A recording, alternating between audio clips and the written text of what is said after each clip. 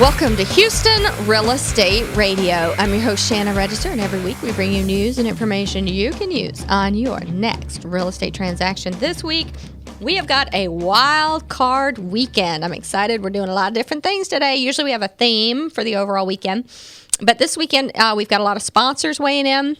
We've got a call-in question to answer from the HOA stuff we did last weekend with townhouses and condos, and a little bit of information about our open houses. So we did a segment on open houses a couple weeks ago, and I had some feedback that I didn't give my opinion of it. It was all my realtors. And so, it would take me a whole show to do my opinion on open houses.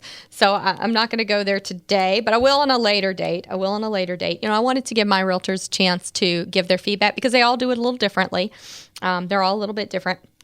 But this show today, we've got Martha Schauer with North American Title coming in. We've also got Jay Olson with Goosehead Insurance joining us for the first time, so we're excited about that. Then Jippy Shell, Ted Tarver's going to talk to us, and then we have our call-in to answer from last weekend. So we got a lot going on today.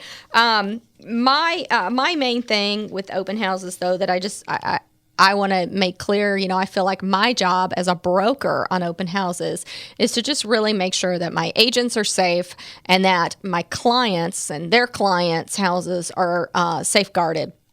So, if the seller doesn't want to do an open house, you don't do an open house. If the seller wants to do an open house, great. It's up to the agent whether they want to have food, not have food, how they want to market it, how they, what they want to do, how many signs they want to put out. I don't mandate any of that as a broker. I mean, they all have different ways of marketing, different things that they do. They all have different personalities. My main thing as a broker is to make sure that my realtors are safe and that your house and your property is safe for an open house. So we are going to hear from Carl Hall. He is a realtor in the Tomball area. So he's going to weigh in on open houses, and we're going to hear from a few others, Rebecca Privet and a few others. So I'll let Carl take it away. An open house is useful. It's very useful, but it's got to be, but there's some clauses. It needs to be prepared for, it needs to be promoted. It needs to be, it needs to be followed up on. Follow up. And I say that 3 times for emphasis. Jay Richardson, Registered Real Estate Advisors in Spring, Texas. I don't think open houses are a waste of time. Open houses are a way to meet the neighbors. A lot of times people that live in your neighborhood know somebody that wants to come into your neighborhood and they want to walk through and see what the house is all about, and it gives you the opportunity to talk to them and show off the house. Then they call their friends and they show up. So yeah, open house is a good idea. Sometimes you can't do open houses. Open houses in neighborhoods where it's illegal to stick signs up. There are a lot of those neighborhoods around here, especially gated communities. It impedes progress getting into the neighborhood. If the gate is shut, you're not getting in. Hi, this is Kat Bagley, and I'm a realtor in the Houston, Cinco Ranch, Katy area. My personal opinion on open houses is that they can go either way. It really depends on the homeowner. They may want to have an open house, which is great because, you have people come in and they can actually get a visual and see the home. And you can also get a lot of feedback from brokers, from other realtors, from, the public. And then sometimes, maybe somebody doesn't want to have an open house. Maybe they're worried about, security concerns or whatnot. And that's fine too. There are plenty of other ways to market a property. So, like I said, it's a case-by-case scenario. If you're in the country and you want to have an open house, you might think about having some kind of event to bring the people out, maybe a barbecue or something like that, something to entice the people to get there. But again, it all is bottom line a case-by-case situation with the homeowner. Hi, this is Keith Aber on blogging. One of the things I've noticed with customers as they come into your open house, they come in with their realtors and they're very much in a hurry. They're on a tight schedule. And sometimes they don't really take the time to look at the home and enjoy the amenities. So as an agent, you should try to slow them down. A couple of ideas I have to slow them down is, as they're coming into the house, I look out the window and I see them, 3 or 4 of them, and I'll just put some cookies in the oven then. And as they're touring the home, they're starting to smell the cookies, and I'll tell them they'll be just right out of the oven. The other thing that I'll do is I will make a fresh squeezed lemonade, and I will crush strawberries or blueberries and make a blueberry or strawberry lemonade. And if you have 3 or 4 people, that will take a couple of minutes per person, probably 3 or 4 minutes. And it slows the people down and makes them enjoy, eating chocolate chip or macadamia cookies with some fresh lemonade. And that slowing them down will help them enjoy the home. In fact, I sold a $450,000 townhome in the Richmond 610 area just by slowing people down and getting them to think about the home. And that's my take on blogs. My name is Marta Guerrero, and I'm a realtor with Register Real Estate Advisors. It's never happened before, but I recently held an open house for one of my listings in Cypress, and the lady came in, then she came back with her daughter because she fell in love with the house and wanted to bring her daughter. She was working with the realtor, so she told her realtor about it, and they made an offer, and we actually did sell the house to someone who came to my open house. Wow. That doesn't happen all the time, and it was recently. We just closed on it a week and a half ago. Well, I had one also when I did multiple open houses at this particular listing, and I probably did 4 or 5. And at one of these events, I had a couple that said, we came by because we came to, I think they said it was an estate sale that was going on in the neighborhood that they'd seen an ad for somewhere. And as they drove by, they saw the open house sign and thought, we had been thinking of moving. Maybe we should stop and see if this is a good neighborhood, a good house in the neighborhood that we would like to live in. So, yeah, I think it'll just because they see the house that's for sale or it's being open house, it will stimulate them to kind of get to thinking, maybe get them off the fence even. I posted on the Register Real Estate Advisors Facebook page. Posted on the Houston Real Estate Radio Facebook page. I posted on my personal page, on my LinkedIn page, on the Register Real Estate Advisors blog, on the HAR blog, on my personal blog. Then I also, the video that you do, if you've done a video for me, then I also include that video on all these posts on social media.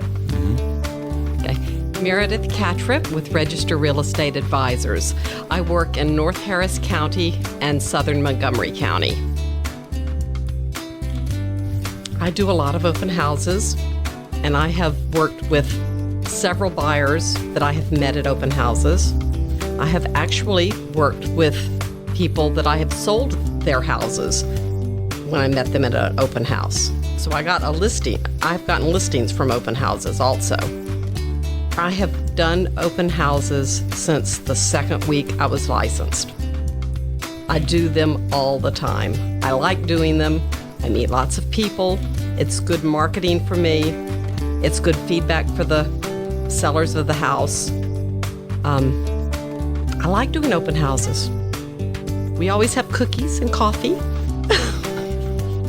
If a house is way out in the country, somewhat isolated, if it's way back at the back of a neighborhood, unless a lot of other open houses are going on in the same weekend, it's just people aren't going to go search for your open house. I have a rule: if it takes more than 4 signs to get someone to the open house, no one's going to come. Rebecca Pravat, Register Real Estate Advisors. Yes, I have sold a house that stems from that complete open house. I used to do a lot of open houses when I began in the real estate business. 5 years ago, I did approximately 3 to 4 open houses every weekend. And I did sell a house through an open house. Probably one of my best clients actually came from an open house. And it wasn't my house. I was actually doing an open house for another agent. And I had one person visit the house on a Sunday. And that client, I actually have, at this point in the 5 years that I've known them, I have sold 2 of their homes. I've helped them purchase 2 homes, and I've helped their nephew purchase a home, which is over about $4 million in sales due to being at an open house. I would say, from my personal experience, it has been more for me, the realtor, But at the same time, I think that it starts what I consider an energy ball in the house going for people coming through the house. The feedback is basically how the house is staged, what they think about the house. So it is good feedback from doing open houses, because you do receive what their thoughts are on the house. Thanks to all of our agents over at Register Real Estate Advisors, RREA, that spoke up about open houses today. We appreciate your feedback and appreciate how you go out and do open houses so well for our clients and help stimulate the real estate economy. We'll be right back here on Houston Real Estate Radio after a word from our sponsors.